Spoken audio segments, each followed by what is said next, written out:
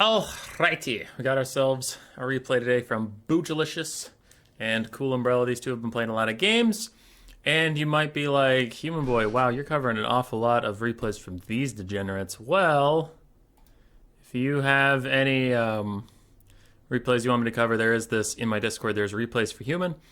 Any replay put in here, I watch.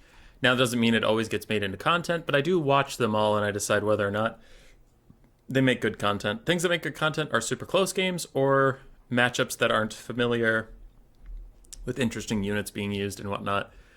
If it's a one-sided shit show, I'm probably not going to cast it. But feel free to throw your replays in here. And if you have any questions on how to get your replays out of, the Total War stuff, just shoot me a message on Discord or something. All right. Anyway, always looking for good stuff. Usually land battles, I don't really do replays of domination. Dark Elves versus Lizardmen. This matchup in Warhammer 2 was pretty even. Nowadays, it is generally considered Dark Elf favored because of Screwdrunner Chariots, but it looks like, I believe Boojilicious is the Dark Elves. I think he is, yeah, because Umbrella's been playing a lot of Lizardmen. Boojilicious didn't bring any Screwdrunners, so now that makes the matchup a lot more even.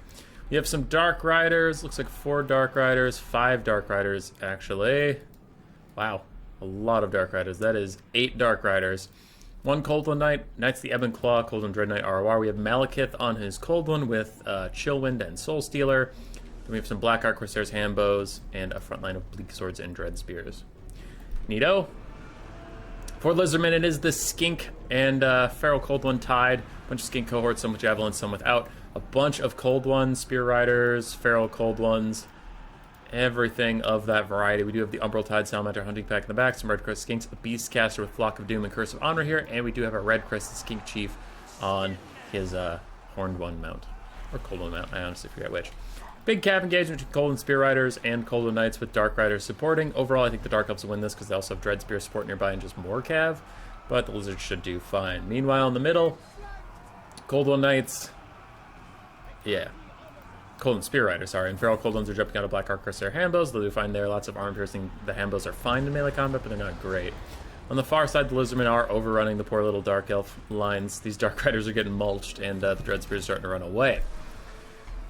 So, kind of mixed. I don't know, the center's going okay for the Dark Elves. Right now, everything appears to be going slightly Lizardmen favored, though, as far as that consideration is. Umbral Tide really needs to turn over here and start supporting. It looks like they accidentally got put backwards. Malekith did throw down a Soul Stealer earlier to heal himself up a little bit. Big Curse of Honor here comes down. Brings the Black Arc Corsair Handbows down to 9 and 5 for melee stats, so they'll get eaten alive. And Malekith himself is also pretty weak. But Feral Cold Ones and Cold and Spear Riders are suffering a lot. They are surrounded on all sides by random infantry, and Dark Riders even jumping back in. It's just a bad time to be them. Umbral Tide starts firing onto the Dread Knights. They get one volley off that does almost no damage, and they start to run away. The Dread Knights are just after them, but Umbrella is going to pull them behind some infantry and do okay. Lizardmen, the red side, have won. On a side note, it's very confusing having the Dark Elves and Lizardmen both pick purple banners. Anyway, Lizardmen won on the top side. They are now streaking downwards, taking out any Dark Elves in their way. On the bottom side here, it looks like the Dark Elves did win. We do have some Bleak Swords and Dread Spears and stuff, so they won the bottom side, but the center and the top all went to Lizardmen. Lizardmen are now streaking in to try and finish off Malekith, who's now surrounded in Cold One Spear Riders, and the Red Crested Skink Chief, but he is holding his own. He'll probably even just throw some Soul Stealers down to bail himself out. How are we doing overall? Dark Elves have a decent mobility advantage left over, just the sheer mass of Dark Riders they brought and Cold One Knights. Yeah. They do have a lot of mobility left. For the Lizardmen, they have some mobility, but it's mostly their infantry advantage that still exists, plus the Umbral Tide is full HP. What was that? What just happened? Another Curse of Honor here goes down. Oof. Oof. For the Dark Elves, they do need to be charging a little bit more. Sorry, not Dark Elves. The Lizardmen. They need to be charging a little bit more. They can't just leave their guys in a bump and grind like this against Spearmen.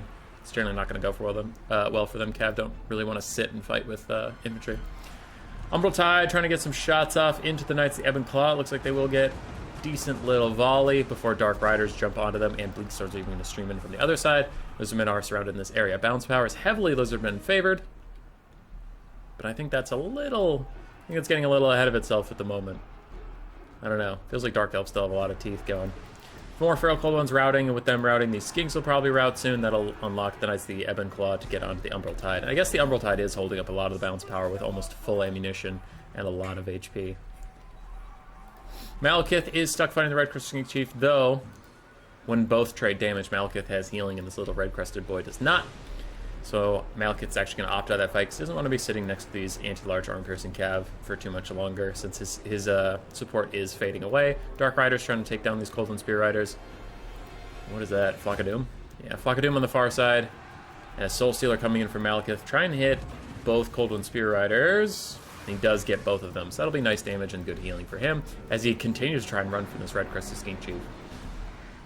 Bounce power still very heavily against the Dark Elves as the Umbral Tide is going to rout. Dark Riders will chase him off. And I don't know. I think that bounce power is a little full of shit. Knights of Ebon Claw going to get a beautiful rear charge here onto these Cold One Spear Riders trying to bail Malekith out of a bad time. Fly right in there, and those extremely elite cav will just rip and tear their way through. Plus, sitting on Dread Spears, this is a great fight for the Dark Elves, and the bounce power is going to be a little bit back towards them. But Malekith's taking an absolute walloping. He's not on his dragon, which people generally associate him with, but he is still, for some reason, like pseudo-unbreakable, even off that gigantic mount. Taking tons of damage down to 600 HP. Red Crested Skink Chief is just beating his ass like a drum. Malekith tries to hide in his spears and his Cold One Dread Knights, but all of the Lizardmen support is leaving this area at the moment. The Red Crested Skink Chief is alone, now surrounded by big, heavy knights and spears. He won't have such a good time. Umbral Tide is back. Lizardmen have rallied some infantry. They are trying to walk over into this fight. Meanwhile, more Dark Riders are coming back for the Dark Elves, and they will probably soon be onto the Umbral Tide, as a big Gaze of Malice is going to hit those Red Crested Skinks, though they actually kind of get through it before it's a big problem. Soul Stealer, does it hit those Cold One Knights on the way out? No. Okay, that was weird. Oh, it must have been a Flock of Doom, actually. They have the same little symbol, so it's hard to tell. Dread Spears do manage to finish off the Red Crested Skink Chief. Bounce power is still almost army losses territory for the Dark Elves as Malekith runs off with like 0 HP. Dark Riders come in from the trees. They're going to finish off the Umbral Tide and chase off those Cold One Spear Riders. Knights of the Ebon Claw fighting to the very, very end. 11 models left, 300 HP between them. Dark Elves have some rallying Dark Riders. Malekith's over here. And Oblique Sword tries to rally before it's going to rout, and maybe even shatter, considering how many times it's routed. Yep, shatter. Lizardmen rallying around their very healthy caster, and Skink cohorts are going to chase off the Dark Rider yet again. It's just hard to really get rid of them forever. Red Crested Skink Chief fully dies, and a rear charge from the Red Crested Skinks almost rout the Knights of the Ebon Claw. We're taking a lot of damage, losing more and more models down to 0 leadership. But Dark Riders will get a rear charge onto them, and maybe they can turn around. Bounce power still really bad. Malekith coming over. His low HP is what's dragging the bounce power down, but if he can get another Soul Stealer off, he'll heal up just fine. Knights of the Ebon Claw, 6 models, still fighting. What do Lizardmen even have left? Some Skink cohorts and a caster. That is it. That is it. Dark Elves trying to rally some of their units back. I think the bounce power is full shit, though. Malekith is still a wild force. I don't see what can kill Malekith here. I really don't. Dark Rider's going to take a fight with some Skink cohorts. The charge will be good. After that, they'll get whittled down, but charge will be fine. Is there, like, a hidden Lizardman unit that's making this bounce power so bad, or what the fuck? Another Flag of Doom onto a wounded Malekith and the Dread Spears. It's mostly going to do damage to the Dread Spears, not really any to Malekith. And he chucks out a counter Soul Stealer onto 2 units. And that'll heal him up. Probably shift the bounce power pretty significantly. I'd see Ebon Claw getting a rear charge on the Skink cohort that did push off the Dark Riders. And do the Skink cohort route. They should just turn and fight the Knights, though, because they're currently just taking damage while running away. Malekith heals up, and the bounce power rockets back to the middle off that heal from Malekith. That's like how on a knife's edge this is. Just giving him that much HP is plenty. Big Gaze of Malice, doing some decent damage. Knights of the Ebon Claw still fighting. Another Flock of Doom hits them. Doesn't quite hit the Dread Spears, unfortunately. And the Knights of the Ebon Claw down to 48 HP. Down to 48 HP. They're still fighting. They still have 3 models. That's plenty. That's 50 more than you need. Dread Spears are routed off by the Skink cohorts. Dark Riders are routed off by the other Skink cohorts. We have 3 Skink cohorts who are all extremely wounded coming to help the caster. The base caster, 48 HP on the Knights of the Ebon Claw. They are just fine with it. 37, and then a huge chill wind brings them down to 2 HP on one model, and it will get dragged down. So Malekith killing his only support there, but it was worth it for all the skinks he killed. Screw you, Knights of the Ebon Claw. Balance power is still slightly Lizardmen favored, but is that a Flock of Doom? It is a Flock of Dooms. It's not another Soul Steal. I was going to say, if that's a Soul Steal, this game is over. Malekith's beating the shit out of Skink Priest of Beasts. Skink cohorts come in, Skink cohorts go out. Balance power shifts into the Dark Elf favor for like the first time all game. And everybody starts to rout, and army losses hits. Malekith carrying the fucking game.